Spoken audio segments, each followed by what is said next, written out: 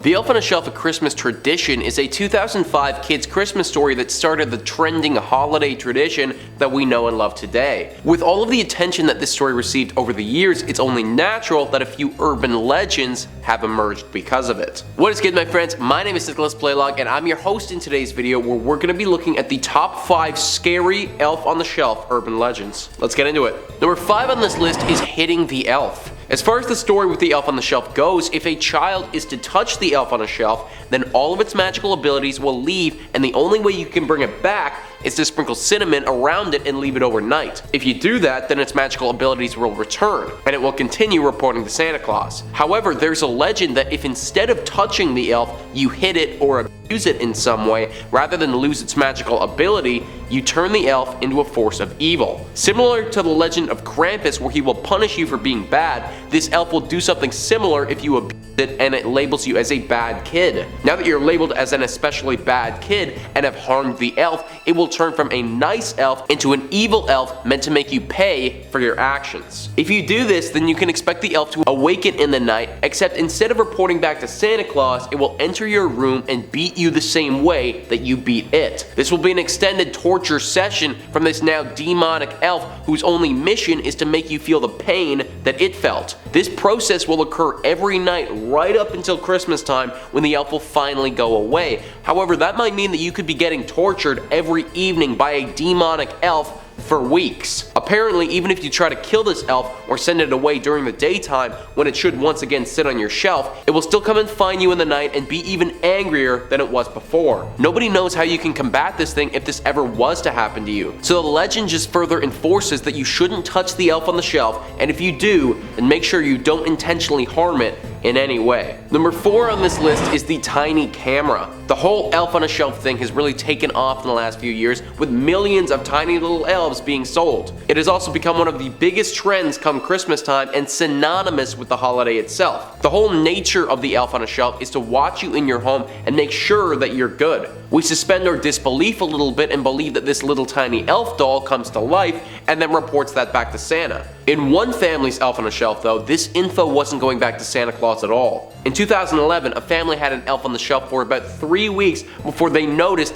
this wasn't just an innocent doll. Inside the elf was a tiny camera that was sending video to a feed. The camera was dead when they found it, but they have no idea how long it would have been running and recording them. This sparked a theory that the Elf on a Shelf is a method for big corporations to get inside our homes and learn more information about us. People have even gone further with this and theorized that it may be the government who's behind this and wants to have an extra eye on what's going on in the typical domestic lifestyle. It's also possible that in that one instance with the family, a creeper installed the camera and it was going to one select person. They never found out how the camera got there or who it was going to, so it's left it up in the air for people to speculate on. Having thousands of mini cameras installed in these tiny elves to watch us seems a little bit far-fetched to me, but we've seen the government or corporations do crazier things before. Number 3 on this list is Mormo. Mormo is the name given to one very particular elf on the shelf who is quite unlike the rest of them. Legend says that there is one elf that tries to impersonate an elf on the shelf and break into your home. This creature is a demon though, whose only intentions are to kill. This legend started due to a brutal murder which took place a few years back.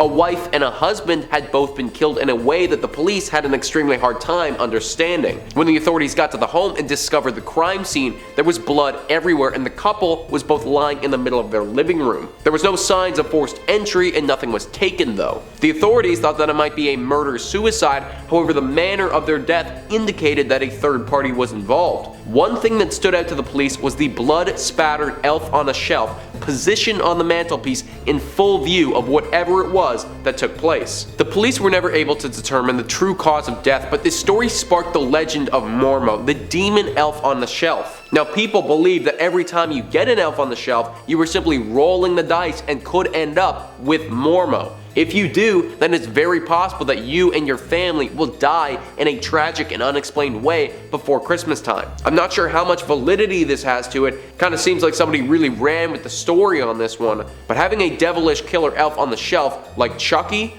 certainly isn't a pleasant thought. Number 2 on this list is that the entire Elf on a Shelf story was constructed by a demon. The entire premise behind the Elf on a Shelf is a little creepy to begin with. You're letting this magical little doll into your home to watch and judge your actions, then when you're asleep, this doll gets up and flies back to Santa to let him make a final judgment on if you are good or bad. It's basically like a Christmas version of Big Brother. That being said though, we love Christmas and we love Santa so much that when we think about Santa, it doesn't seem so bad. But what if this Elf on the Shelf isn't reporting back to Santa at all? What if it was reporting back to a demon? In 2008, a woman who had an elf on the shelf started to notice little things missing from her home during the Christmas season. First it was her keys, then it was some of the kitchenware, and then some other more valuable items. She also started to notice that things started to go wrong. Appliances that were relatively new just stopped working. Leaks were happening in the home and the electricity kept going on and off. She had no idea what the catalyst of these problems could have been until she linked it to the elf on the shelf. They only started happening when she brought that thing into her home. Since then, other rumors have surfaced about people noticing things that are missing from their homes whilst having this little elf in their house. The story has snowballed to a place where there is now a community of people who swear these things aren't working for Santa at all, but actually for a mischievous demon. A demon who simply wants to wreck the Christmas season and cause chaos in your home. It should also be noted that the items and things that went wrong kept getting worse and worse the longer you kept that thing in your home.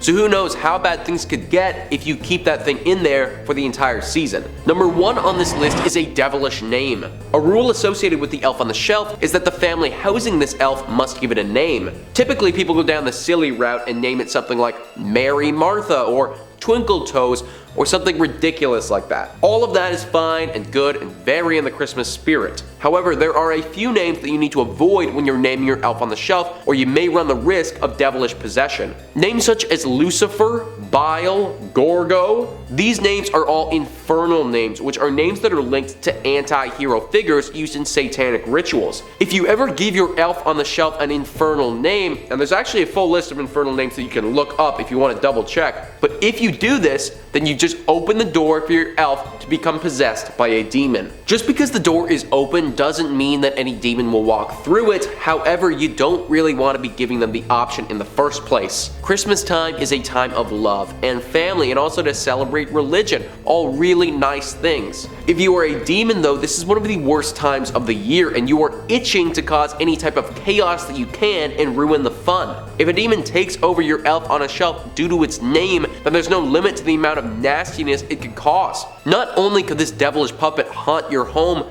torture you in the night, or wreck your style of living, but now that a demon is in your home and possessing this elf, what's to say that it won't start trying to possess you? Also, typically these elves leave a little bit after Christmas, but there's no timeline when it's possessed by a demon. That thing could stay and destroy your home and even your lives for however long it feels like. My advice is to stick to the silly when naming your elf on the shelf. Well, there you have it, guys. That is our list of the top 5 scary elf on the shelf urban legends. Let me know in the comments down below what you thought about this list, and also, have you ever had an elf on the shelf before? I personally haven't, and after this video, I'm not sure if I ever will. But please hit the like and subscribe button. Thank you so much for watching, and I'll catch you next time.